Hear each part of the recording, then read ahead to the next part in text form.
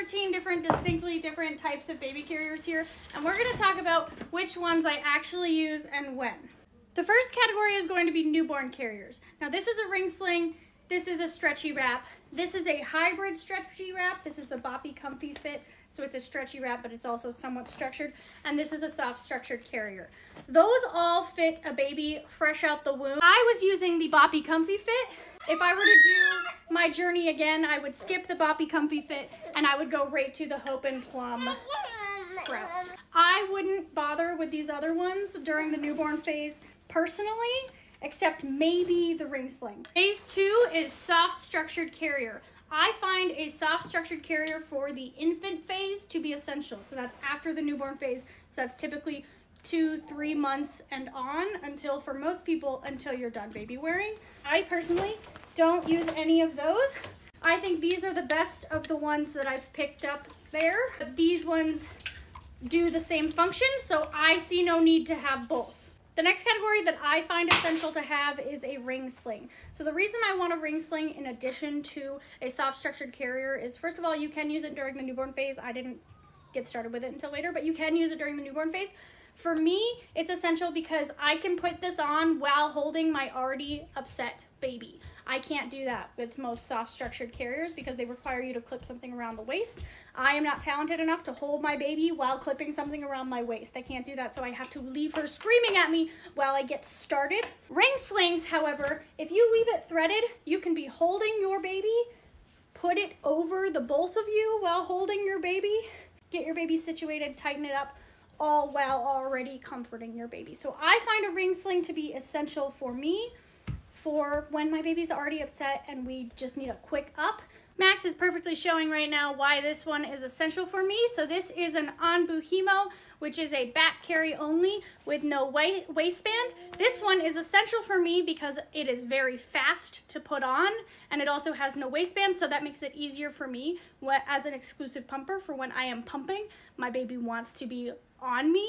I can't as easily front carry her, but I can back carry her. This is for 6 months and up, however. I could achieve this same thing and have with my Hope and Plum Lark, probably could with my Happy Baby too. I think having a carrier that can back carry is essential, but it doesn't have to be an Onbu Himo. For me, I really like an Onbu Himo because it's very fast.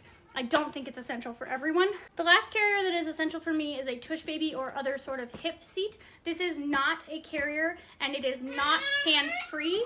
The hands-free attachments I would not recommend because they do not get the hips in the proper positioning, so I don't think that they are safe. But I do find it essential as an assisted seat.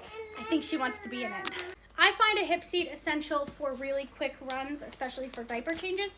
This thing can hold a lot, so I like to keep 3 diapers, I'm obviously used one, 3 diapers and a pack of wipes in here. And so this is my go-to for quick runs into like a gas station, walking into mom group, something like that, because it eliminates the need for a diaper bag. I also found the Tush Baby essential for me during those early days of nursing when I was actually nursing, because it allows you to put pressure down without it sliding down you like a Boppy pillow or my best friend kind of does. This one is actually made for that a little better. So again, you always have to keep a hand on your baby. This is not a hands-free option, but it was a really great option for assisting with nursing. This right here is a carrier that is available for sale on TikTok Shop that I have never found a need for. I personally have never found a need for it because a ring sling allows me to be fully hands-free, whereas this does not. The Tush Baby allows me to carry diaper bag items, which this does not. This has no purpose for me. I only keep it for showing people this as an option. If my house were to burn down tomorrow and then I found out I was pregnant, this is what I would rebuy. For the tiny newborn phase, I would buy the Hope and Plum Sprout. And this one does go all the way up to 24 pounds, by the way.